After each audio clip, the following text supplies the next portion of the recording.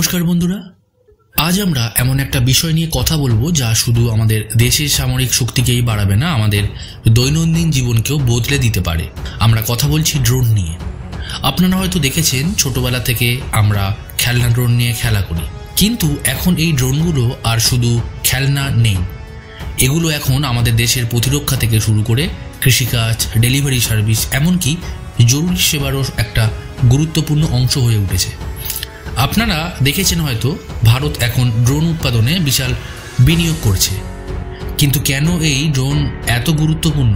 কিভাবে ভারত এই খাতে এত দ্রুত এগিয়ে যাচ্ছে, আর এর ফলে আমাদের দেশের প্রতিরক্ষা এবং অর্থনীতিতে কী পরিবর্তন আসতে পারে? তো চলুন পুরো ব্যাপারটা জেনে নিই। তো বন্ধুরা, প্রথমেই জেনে নিই ঠিক কী ঘটেছে। ভারত সরকার, বিশেষ করে প্রতিরক্ষা মন্ত্রণালয়, এখন ড্রোন উৎপাদনে বড়সড় বিনিয়োগ করছে। এর মূল উদ্দেশ্য দুটি। প্রথমত, সামরিক প্রয়োজনে ড্রোনের আত্মনির্ভরতা বাড়ানো এবং দ্বিতীয়ত, বেসামরিক খাতে ড্রোনের ব্যবহারকে উৎসাহিত করা। এর অংশ হিসেবে সরকার মেক ইন ইন্ডিয়া প্রকল্পের অধীনে দেশীয় কোম্পানিগুলোকে সামরিক এবং বাণিজ্যিক ড্রোন তৈরির জন্য প্রচুর আর্থিক সহায়তা এবং নীতিগতভাবে সমর্থন দিচ্ছে। আপনারা জানেন সম্প্রতি অপারেশন সিন্দুরের মতো সামরিক অভিযানে ভারতীয় ড্রোন কতটা সফল ছিল। এই সাফল্যের পর সরকার সিদ্ধান্ত নিয়েছে যে শুধু বিদেশ থেকে ড্রোন আমদানি নয়, আমরা নিজেদের দেশেই অত্যাধুনিক ড্রোন তৈরি করতে পারবো। এখন প্রশ্ন হলো, কেন ভারত ড্রোন উৎপাদনে এত মনোযোগ দিচ্ছে? এর পেছনে বেশ কিছু বড় বড় কারণ আছে। আমাদের প্রতিবেশী দেশ যেমন চীন এবং পাকিস্তান ড্রোন প্রযুক্তিতে প্রচুর বিনিয়োগ করছে। তাদের ড্রোনগুলো আমাদের সীমান্ত এবং নিরাপত্তা বাহিনীর জন্য একটি বড় চ্যালেঞ্জ। এই চ্যালেঞ্জ মোকাবিলা করতে আমাদের নিজেদেরও ড্রোন প্রযুক্তিতে শক্তিশালী হয়ে ওঠা দরকার।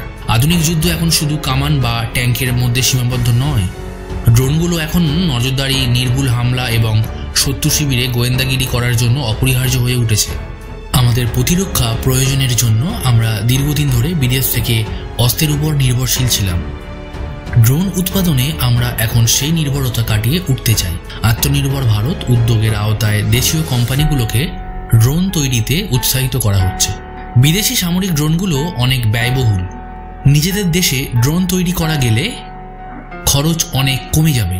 ড্রোন শুধু যুদ্ধক্ষেত্র নয়, কৃষিকাজ, পণ্য সরবরাহ, মানচিত্র তৈরি, জরুরি ত্রাণ এবং অবকাঠামো পরিদর্শনেও ব্যবহার করা যেতে পারে। তো বন্ধুরা, কিভাবে ভারত এই ড্রোন বিপ্লব ঘটাচ্ছে? সরকার 2019 সালে ড্রোন নিয়মাবলী প্রকাশ করেছে, যা ড্রোন ব্যবহার এবং উৎপাদনকে সহজ করেছে। এরপর 2020 সালে আরও সহজ নিয়মাবলী আনা হয়েছে।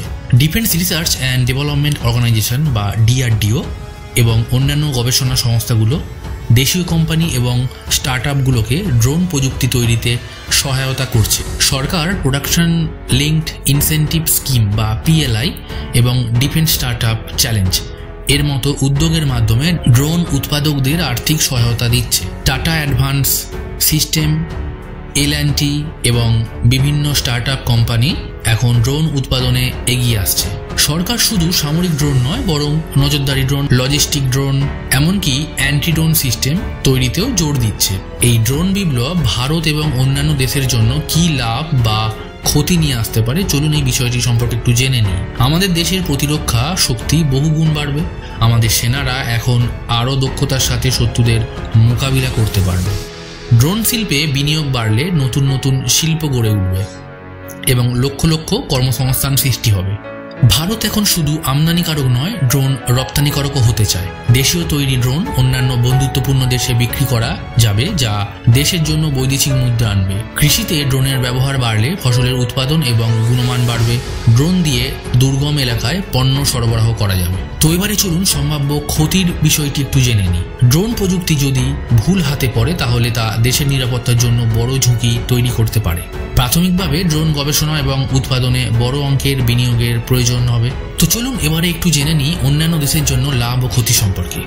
অন্যান্য দেশের জন্য কি লাভ হতে পারে? যেসব দেশ ড্রোন প্রযুক্তিতে পিছিয়ে আছে, তারা ভারত থেকে কম দামে উচ্চমানের ড্রোন আমদানি করতে পারবে। আর অন্যান্য দেশের জন্য কি ক্ষতি হতে পারে? ড্রোন উৎপাদনে ভারতের অগ্রগতি অন্যান্য দেশের, বিশেষ করে যারা ড্রোন রপ্তানিকারক, তাদের ব্যবসার জন্য একটি নতুন প্রতিযোগিতা তৈরি করবে। তো বন্ধুরা, ড্রোন উৎপাদনে ভারতের এই অগ্রগতি আমাদের মতো সাধারণ মানুষের দৈনন্দিন জীবনে কিভাবে প্রভাব ফেলতে পারে? ড্রোন পাইলট, ড্রোন মেরামতকারী, ড্রোন সফটওয়্যার ডেভেলপার, এই ধরনের নতুন চাকরির সুযোগ তৈরি হবে। ভবিষ্যতে হয়তো অনলাইনে অর্ডার করা খাবার বা ওষুধ ড্রোন দিয়ে আপনার বাড়িতে ডেলিভারি দেওয়া হবে, যা সময় বাঁচাবে। কৃষকরা ড্রোন ব্যবহার করে তাদের ফসলের উপর কীটনাশক বা সার স্প্রে করতে পারবেন, যা তাদের সময় এবং শ্রম উভয়ই বাঁচবে। বন্যা বা ভূমিকম্পের মতো প্রাকৃতিক দুর্যোগের সময় ড্রোন দিয়ে দুর্গম এলাকায় ত্রাণ সামগ্রী পৌঁছে দেওয়া যাবে। তবে এসবের পথে সম্ভাব্য সমস্যাও আছে। তো চলুন এই সমস্যাগুলো সম্পর্কে আমরা একটু জেনে নিই। ড্রোনগুলি যদি দুষ্কৃতীদের হাতে পড়ে তাহলে নিরাপত্তার জন্য বড় ঝুঁকি তৈরি হতে পারে। ড্রোনগুলো দিয়ে মানুষের ব্যক্তিগত গোপনীয়তা লঙ্ঘন হতে পারে। এত বিপুল সংখ্যক ড্রোনের জন্য আকাশসীমা নিয়ন্ত্রণ করা কঠিন হতে পারে। অবশ্য এর সমাধানও আছে। সরকারকে ড্রোন ব্যবহার এবং নিবন্ধন নিয়ে আরও কঠোর আইন প্রণয়ন করতে হবে। ড্রোন চালানোর জন্য লাইসেন্স বাধ্যতামূলক করা যেতে পারে।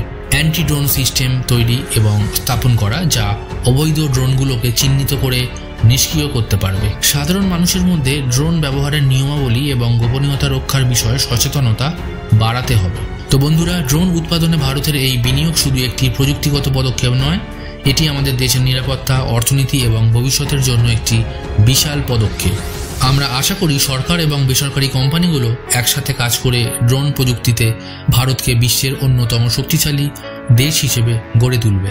এই বিষয়ে আপনার কি মনে হয়? ড্রোনের এই ব্যবহার কি আপনার জীবনের জন্য আরও সুবিধা আনবে? আপনার মতামত নিচে কমেন্ট করে জানান। ভিডিওটি ভালো লাগলে লাইক করুন, বন্ধুদের সঙ্গে শেয়ার করুন এবং আমাদের চ্যানেল সাবস্ক্রাইব করতে ভুলবেন না। তো এমন আরও গুরুত্বপূর্ণ তথ্য জানতে পরের ভিডিওর জন্য অপেক্ষা করুন। ততক্ষণ পর্যন্ত ভালো থাকবেন, সুস্থ থাকবেন।